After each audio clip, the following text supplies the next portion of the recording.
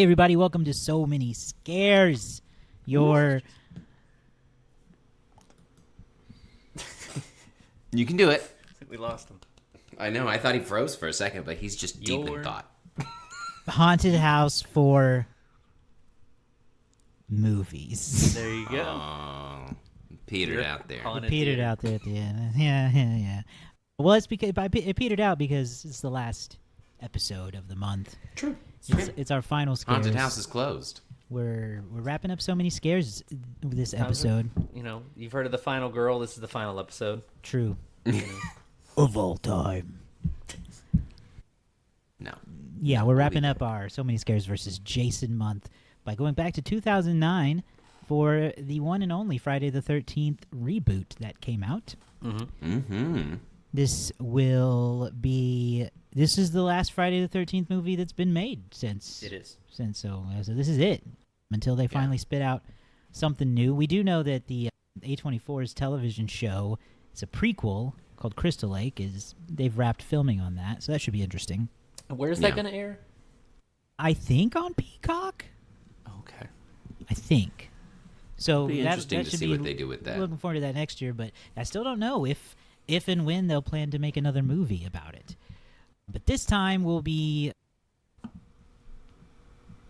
talking about it. I don't know. I didn't have as good a transition. This as time I will did. be the last time that we talk about it. No more Jason for a while. Thank goodness. I'm a little Jasoned out now. For sure. Shut up. You ain't watched listen 12 here. of them. Yeah, Listen here. you only watched 4. I'm Jasoned out, and you chose that path. We did. I did not choose that path. I This did is watch true. 12 of these. This is true. So this movie is not going to sound too terribly surprising to you. A group of young adults visits a boarded-up campsite named Crystal Lake, where they soon encounter the mysterious Jason Voorhees and his deadly intentions.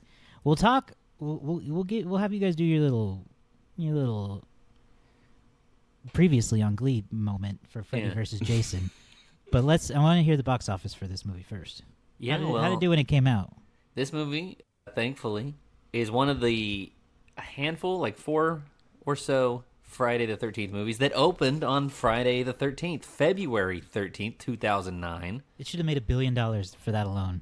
Well, it made the most. It was the highest opening weekend for the franchise, $40.5 million in its opening weekend. This was also President's Day weekend, so it had a 4-day gross of $43 million. So instantly off to a great start. The opening week, the other movies that it opened along with, it was the number 1 movie. He's Just Not That Into You was at number 2 with 19.5. Taken, which Garrett gave us a review of Taken a few weeks back, was at 18.9 in its third weekend. Confessions of a Shopaholic was at number 4 with 15 million. That was also opening. And then number 5 was Coraline with 14.7 in its second weekend. So, off to a great start. Highest opener of the franchise. This would go on to make enough to be the second highest of the series overall, only behind Freddy vs. Jason. However, a massive drop in weekend number 2. An 80.5% drop in its second weekend. So, just a tremendous fall from grace, if you will. Well, it's not 13th anymore. It's true. It only bringing in 7.9 in its second weekend, dropping to the number 6 spot from number 1. So not tremendous legs to start. It did end up finishing with $65 million in the U.S., so still one of the top movies of the whole franchise if you look at it. $91 million worldwide, thanks to another $26 million from overseas. So really, not a bad overall impact. 5.5 times its $17 million budget. That's the second highest budget of the franchise, only behind, again, Freddy vs. Jason. It would be the number 54 movie of 2009. Where did I have that? Where's my year of 2009? Here it is. We have done a few movies from 2009 already. We have done Night at the Museum, The Battle of the Smithsonian. That was our first 2009 movie. Zombieland, which was one of our earlier So Many Scare movies a few years back. Ghost of Girlfriend's Past, as well as I Love You Man, are our other 2009 films. And we have yet to do any of the films from the top 10 of 2009. Top 10 that year were Transformers, Revenge of the Fallen, Harry Potter and the Half-Blood Prince, Up, Twilight Saga, New Moon, Avatar, The Hangover, Star Trek, Monsters vs. Aliens, Ice Age, Dawn of the Dinosaurs, and The Blind Side. That's your top 10. I don't think I want to do any of those 09. except Yeah, that doesn't Up. seem very You can talk me into Up. Up is good. I mean, if we ever wanted to do the new Star Trek movies, I think at least Josh and I could have an interesting conversation about that. Some other big movies that year, Sherlock Holmes. We also had like Fast and Furious. I had a movie that year. You like Garrett, you did Taken earlier. Some other. So this is my last little bit that I'll go on here. Some other horror movies from 2009. If you're interested, if you're doing your horror watch, probably some of the bigger ones. I mentioned Coraline. That's a good animated one you could check out. But Jennifer's Body has had a huge resurgence since 2009, so that's a big one for a lot of people. Orphan came out that year. The Final Destination came out that year. Saw 5, Liars. as well as Drag Me to Hell. And then Rob Zombie's Halloween 2 came out that year. Let's see, what else? Last House on the Left. And I feel like there was one more that I wanted to shout out. Well, The Grudge 3 came out. Anybody a big fan of The Grudge series? I didn't know they made a second one, let alone a third. There you go. So there's some other horror movies from 2009, but anyway, that's your look. Overall, this was a financially very successful, but critically not quite so much. Excellent. Now, this movie does reboot everything, so nothing we've watched prior to this matters at all to this movie. But No. just Not for entirely. fun, because I've had to hear it already, I would love to hear about your journeys with Freddy versus Jason. Garrett, would love for you to kick off telling us a little bit about what the hell that was. That was just a lot of stupid fun. That's really all it boils down to. Think about if there was a Mortal Kombat style video game with horror movie characters. I think about this all the time. That is what Freddy versus Jason is. They are just battling people and themselves to the death and the resurrection and the death again. Right. And from start to finish, it is just really dumb and really fun.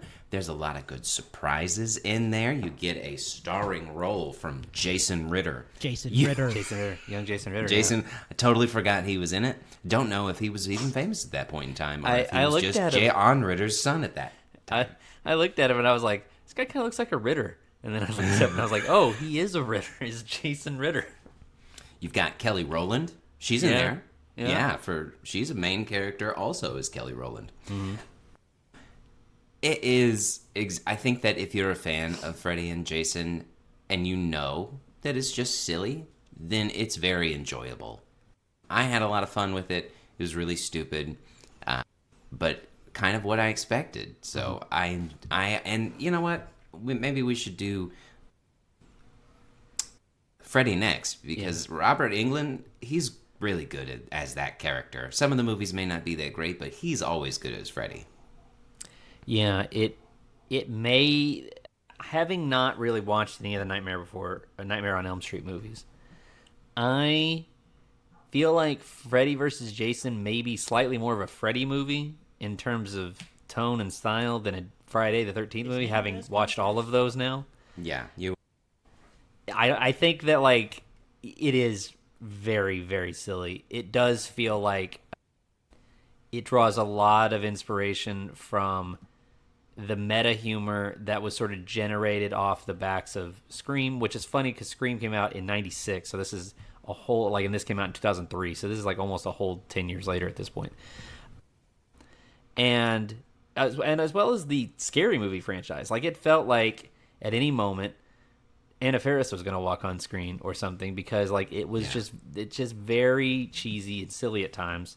That said, you know, like, if you're in the mood for that very funny, it was much, I mean, I had way more fun watching it than Jason X.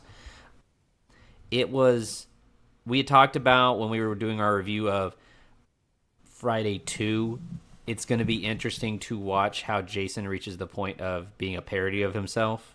And this was the movie where, like, Jason and Freddy are kind of parodies of themselves a little bit.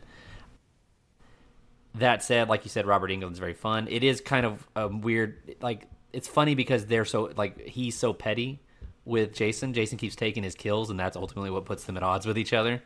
Yeah. So, yeah, I mean, I enjoyed myself. I had fun. but Quick it's not synopsis: it's Freddy's not a great movie. forgotten. Freddy's forgotten, trying to come back. He figures out Jason is there somehow, In hell. brings him back, and brings him back to Elm Street, terrorizes that place, and slowly brings back. But then Jason's an unstoppable killing monster, but Freddy wants all the credit, and so then they fight to the death. It should be noted too that it's considered a sequel to Jason Goes to Hell and to Freddy. I think it's Freddy 6, Freddy's Dead or something like that, which came out in 91. So, this was a long planned movie. It was in development hell for years. They begrudgingly made Friday 9 and 10 while they were waiting to try to get this movie made. So, which is very funny to me. But it would end up being the final movie for both of the original iterations of those characters, for lack of a better word. They would both end up getting reboots. We're going to talk about Friday's reboot, but Nightmare on Elm Street also got a reboot in 2010, I believe, for that franchise. So it's kind of the end of these two presentations of those characters. Well, that sets us up perfectly for this Friday the 13th, because I assure you, I'm not going to watch that crap. Based on what you guys just described, I don't think I want to watch that. You might next year. Maybe. You never know. You should just watch the last 25, 30 minutes. Maybe That's the only part that you want to watch. Yeah, that sets us up perfectly for this one. So I'll start with my expectations. I remember, I know I've seen it at least once, but it's not something I really committed to memory. So it was almost like going in with fresh eyes. I was ready for a good time because that's as low as my expectations, or that's as high as my expectations could go. Was just hoping for a good time. And I'll tell you what, I got a good time. It's a terrible movie, but but a good time. What were your guys' expectations? Garrett, you talk about this movie more often than most people would probably think. Yeah. What about you? Yeah, I was ready for it, man. I've seen this movie a lot. I couldn't tell you why.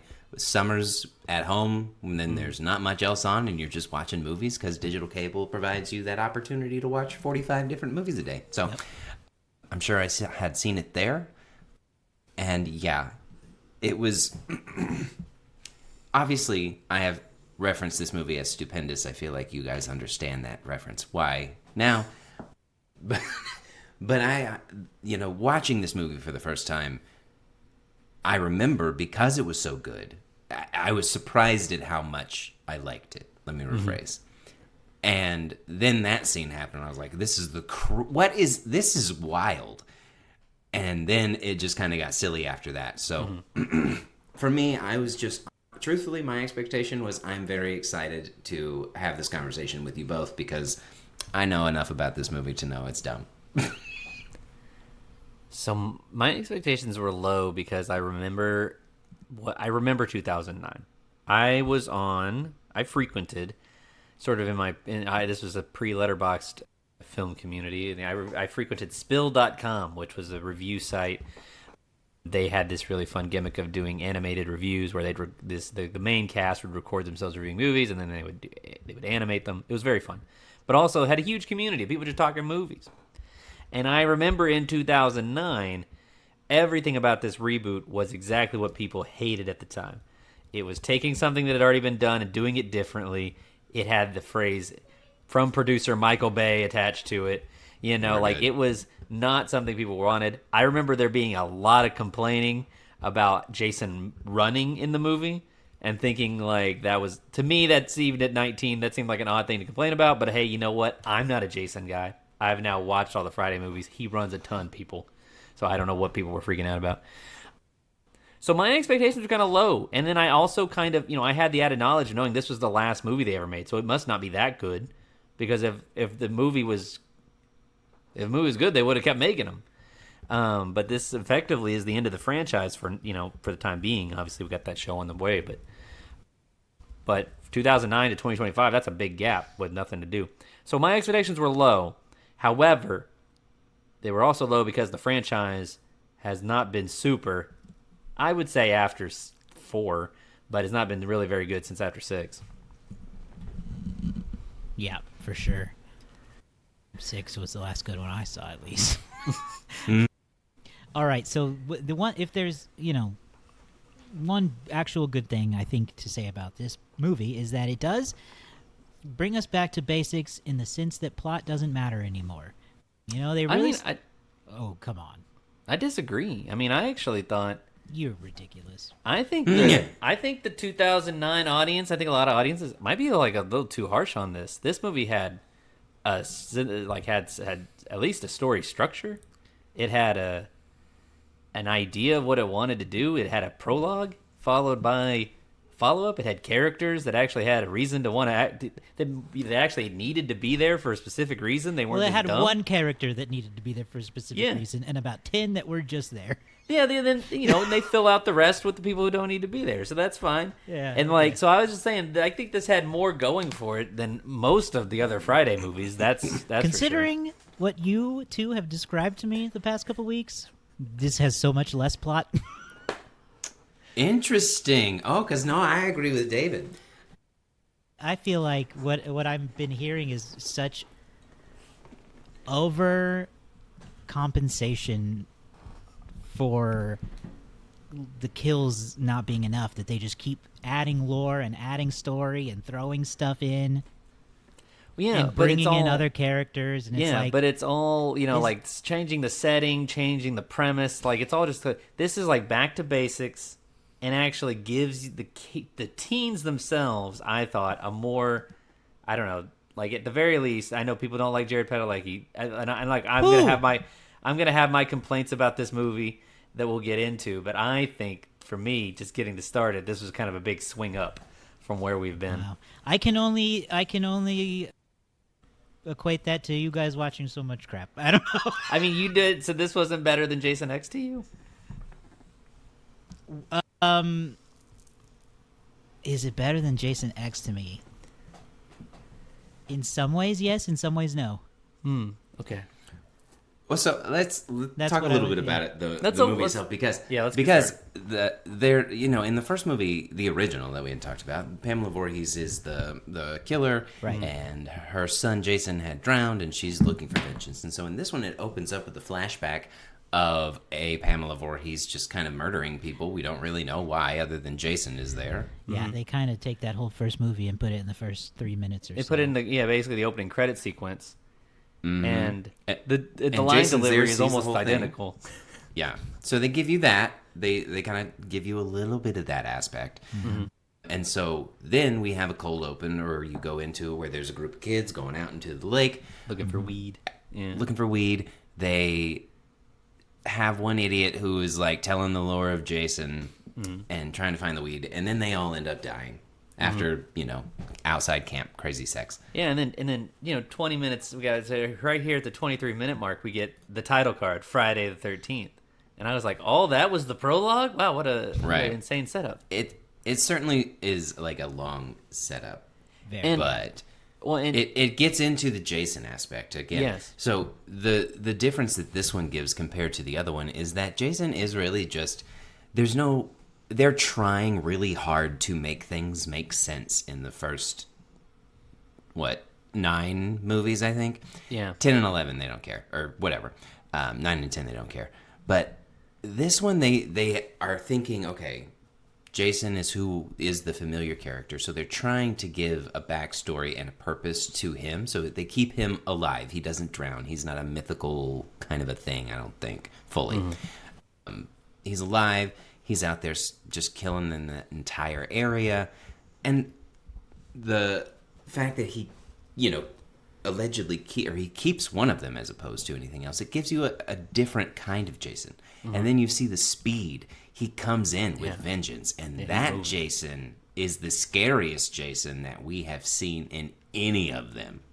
I mean, I feel like they really upped the terror that Jason himself can bring. He's not just, slow-moving Michael Myers a lot of times. He does run, but he's just kind of like doing silly kills. But like he's fast and he's scary when he wields that machete. He's running up on fools, and it was at this point when I'm watching it, I started to think about those complaints. I'm like, okay, I do get it. He's not necessarily like Jason ran because he would be chasing people a couple times in the early movies we watched. Yeah. But he's moving, like he is grabbing people fast.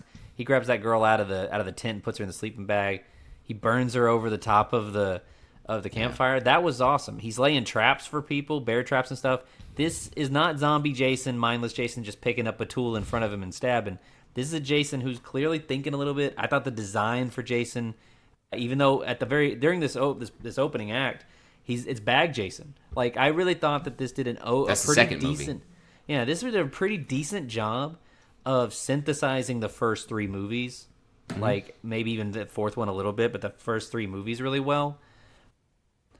And while it is like, okay, the acting is pretty poor, the dialogue is really expositional, really bad, like, it's not great dialogue. Even the sex part of it is kind of like, it's just gratuitous at this point. This movie feels like it was produced by Michael Bay. That's the biggest critique I have for it. Wasn't it? I think it was. It was. Yes, that's what I mean. That's a critique. It feels very 2009. For sure. But in a lot of ways, I do think that they made, for me, just watching it and comparing it to previous films in this particular franchise, Jason did feel more menacing early on here, just because he had this renewed sense of speed, of brutality, of creativity, and he was not, just resigned to, like, there were so many moments in those movies where somebody would be like opening a refrigerator and going, "Jenna?" And then, "That's Jason." Like, like, it was just the same kill over and over again. Somebody looking one way, and then all of a sudden Jason's behind them with a machete.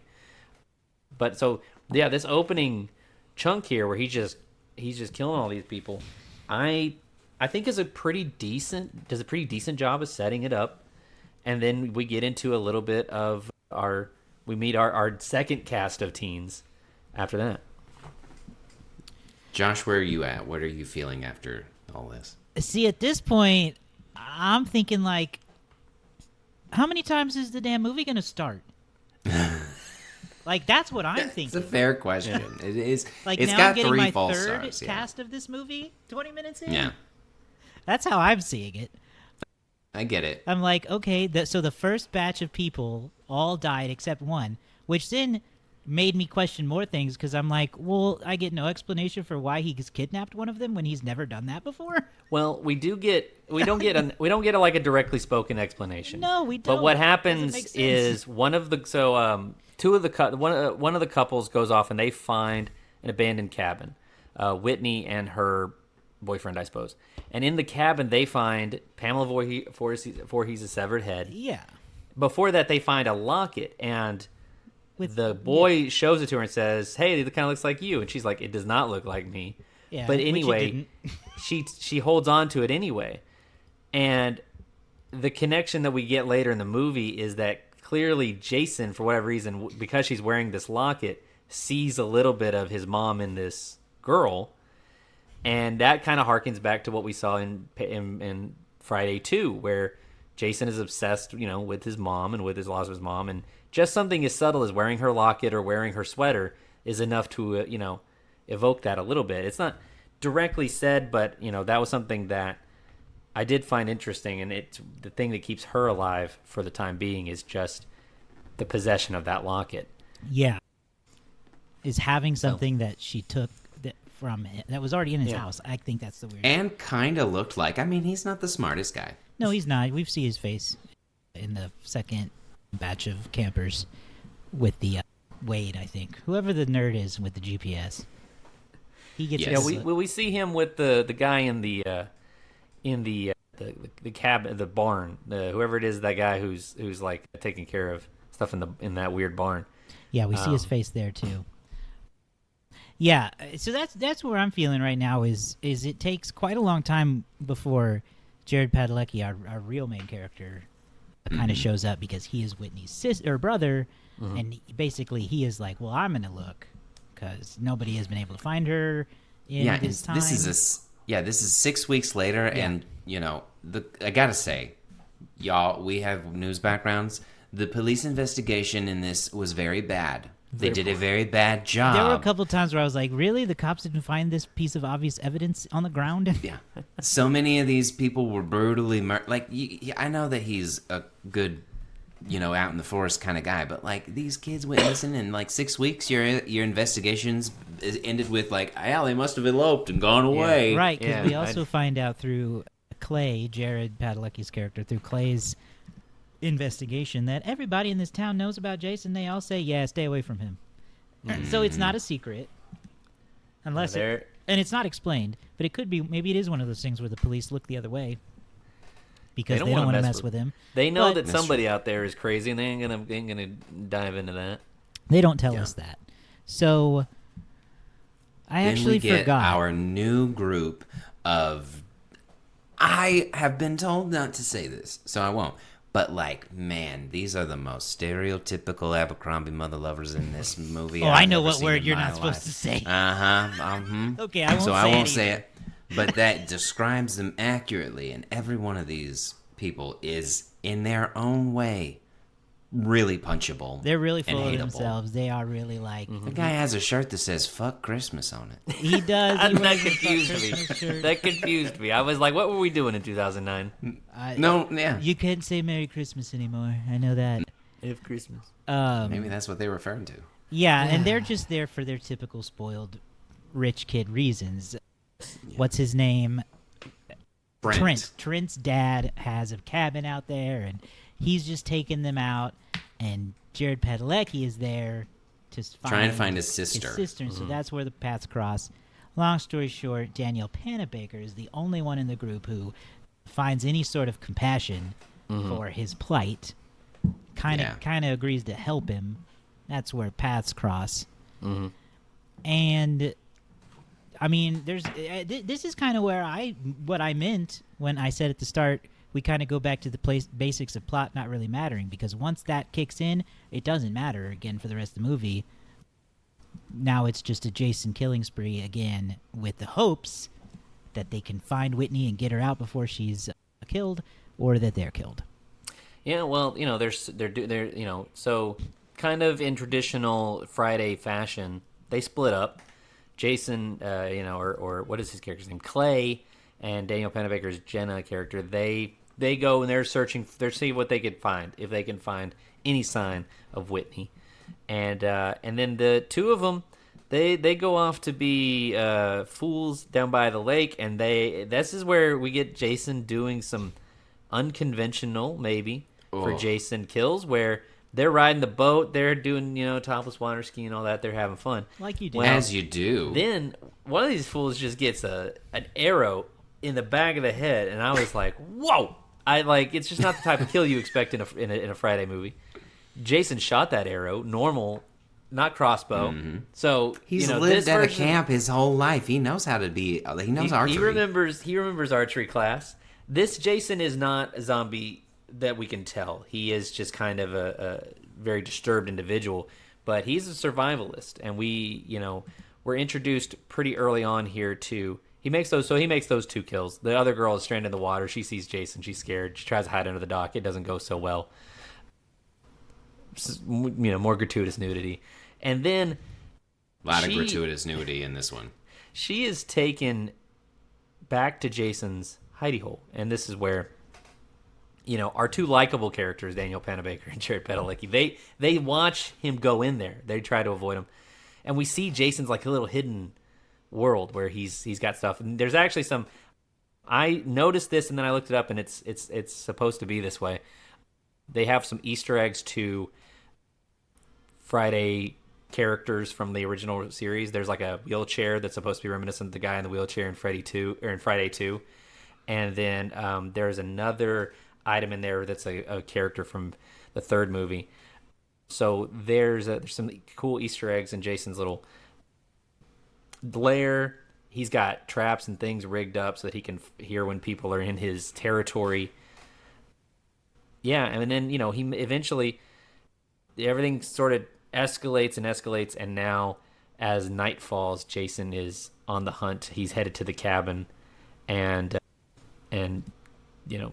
everybody's trying to warn the people. I don't know what word you're trying to avoid, so now I'm scared of every word I want to use to describe it. You'll never say that word. Just use your regular words. Never say it. You'll never say Well, it. he's trying to warn all of the lame. He's trying to warn all these jerks back at the thing, and they're like, "Get out of here! We don't believe you." the characters are stoned. Like the annoying characters that you want to see die, they're gonna get it. So they're trying to be as annoying as possible right before they get killed. Yep. Right. Yeah, some of the kills in this are crazy. But, we get into the third act where Padalecki and Panabaker, they find Whitney. They get in there and they find her. And they go to rescue, and they're like, oh, my God, how are you alive? And she's like, I don't know, but get me the F out of here. Yes. Don't ask. This is not the time for questions. This is time for rescue. And so then they get out of there. Final girl, Danielle Panabaker, boom, dead. I was shocked. I was legitimately surprised. That was a surprise. And you know what? Good. I appreciate Good this for movie them. that they tried to give us something different. You do think that these three are the ones that are going to make it out. And so having her not was quite unexpected. At least Yeah. I thought. I Josh, mean- what about you? Where are you at? Yeah, I mean, I was pleasantly surprised that she was killed, honestly. I mean, not that I wanted her to die, but it is Sure. nice to be like, oh, that is a real twist of sorts, something I actually didn't expect, because, yeah, they do position her as being like, oh, okay, she meets up with Clay, and she's going to be the one to help him find her, and that's true, but then, yeah, a last-minute surprise, because the movie is very mean in that sense. It be killing people. Yeah. But this leads us to the final confrontation with Jason, where it kind of calls back to the original again, where Whitney is trying to embody Pamela to kind of get some kind of control over him, just like that character does in the first film. And it works. It confuses Jason just enough. There's, this happened. You see this a lot in movies where, like little circumstances end up leading to like you're waiting for it all to come together. There's like a chain, and they're all wrapped up, and they had introduced this chipper, this like grinder earlier, and so it's like all setting up, and Jason gets stuck with his neck, with the chain around his neck. It's going into the grinder, pulling him back head first. Jason's fighting it as much as he can before Whitney puts in that big stab, says "say hi to mom for me" or whatever. And you know what she doesn't do? She doesn't put him in the GD wood chipper. Nobody ever killed him. Help his head along. Why would you just not? Just shove him in the wood. He's dead. You think he's dead? Shove him in there. But no, they wrap him up and they throw him in the water, where he would eventually, at the end, pop up, grab her, and pull her under. And I really, not really knowing exactly how this movie's going to end, I thought we were about to watch the top of Jason's head get ripped apart or something, by this thing. Not enough to get his whole head, but maybe just the top of it. Yeah, I mean, and the hanging, he's hanging for a minute there. That's obviously very evocative of, I think, the third one that happened. And so I was genuinely pretty okay. It's a Friday movie, so I knew there was going to be, I like our notes say a gotcha ending, but I knew there was going to be an FU ending in some way, because that's what all of these movies have, at the very end, they just give a little FU.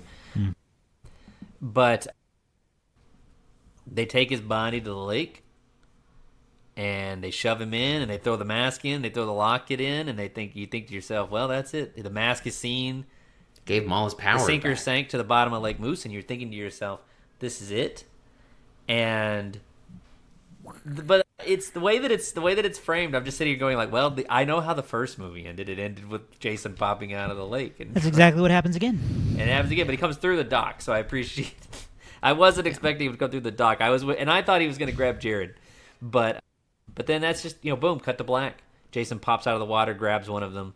Maybe now he's in full zombie mode. Maybe he was just playing possum for that whole period.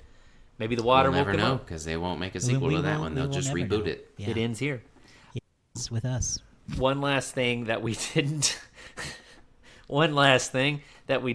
mention is that this movie does introduce Jason getting his mask in a different way.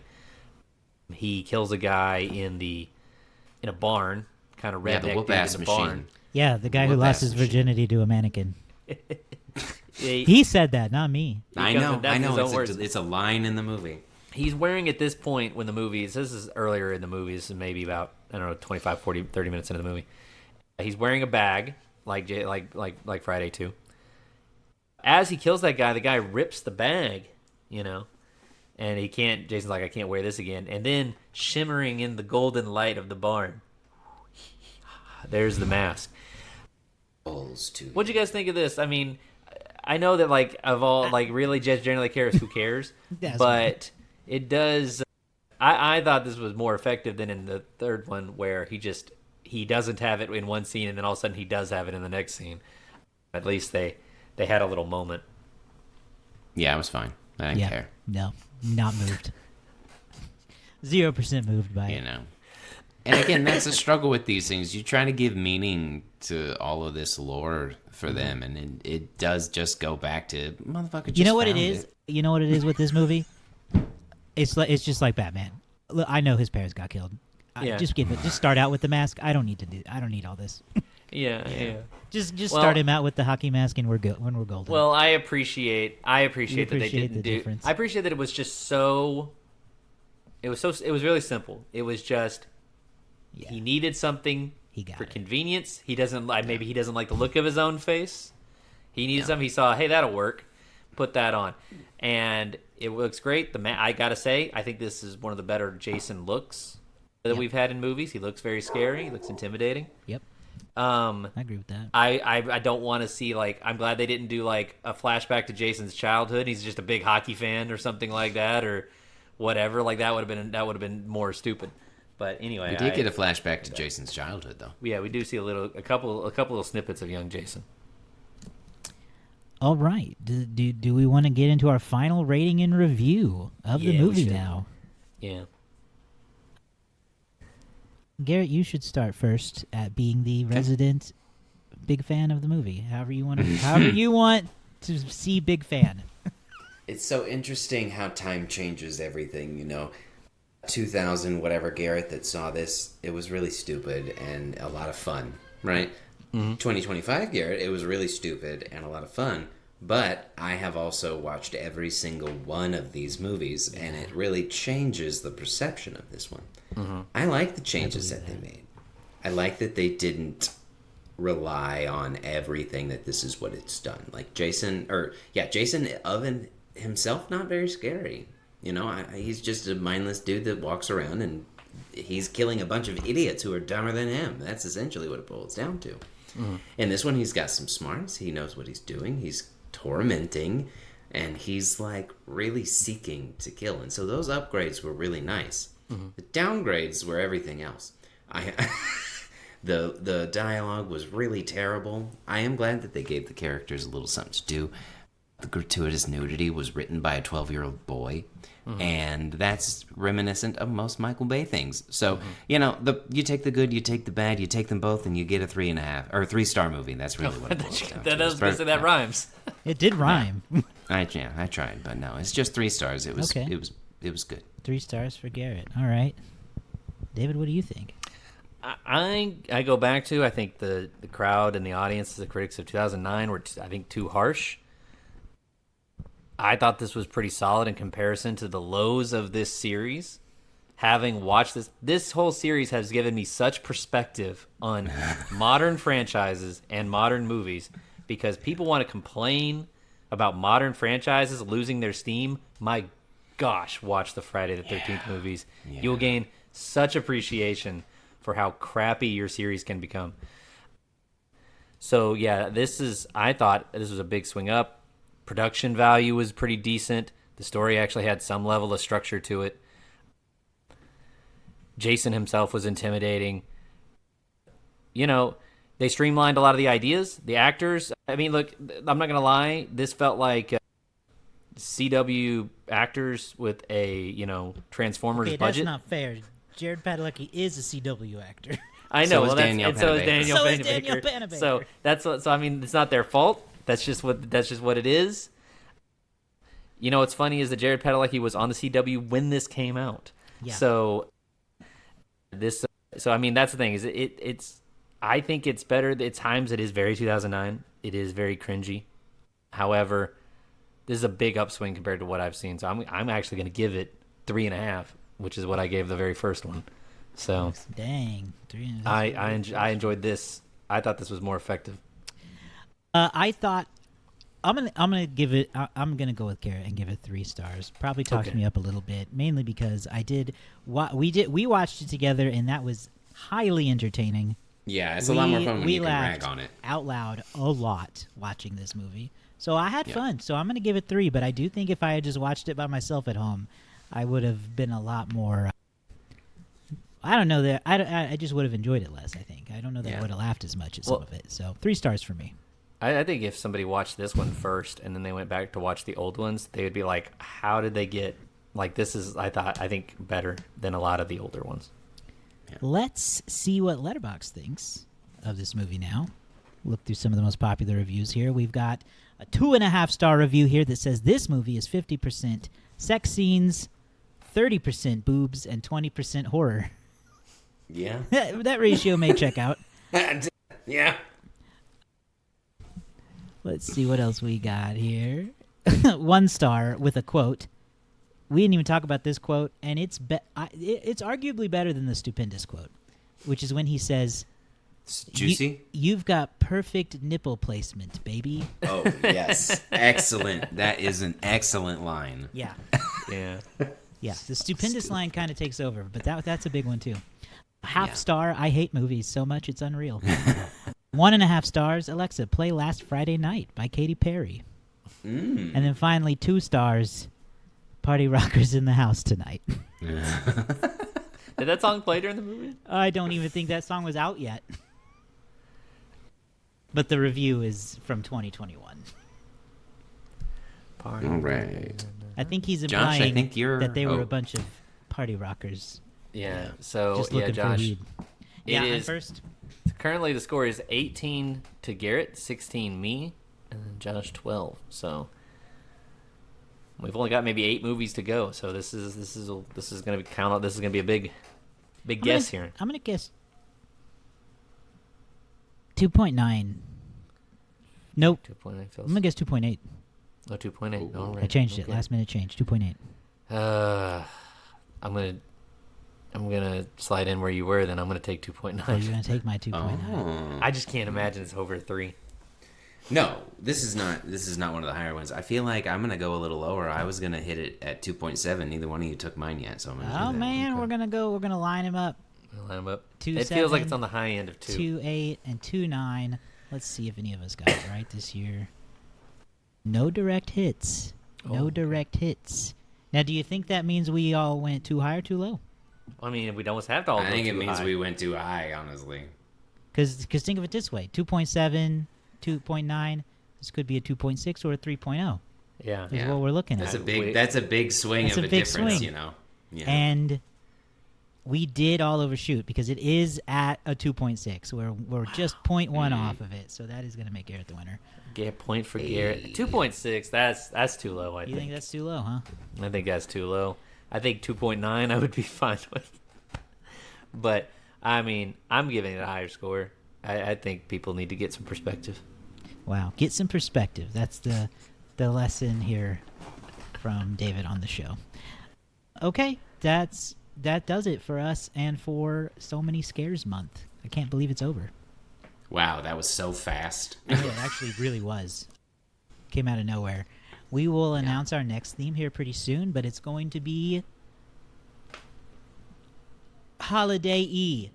Holiday Ish. adjacent. Yes, holiday-ish. It will fit in with November, I think. We think we've figured that out. So stay tuned for that. Go to somanysequels.com and subscribe wherever you get podcasts.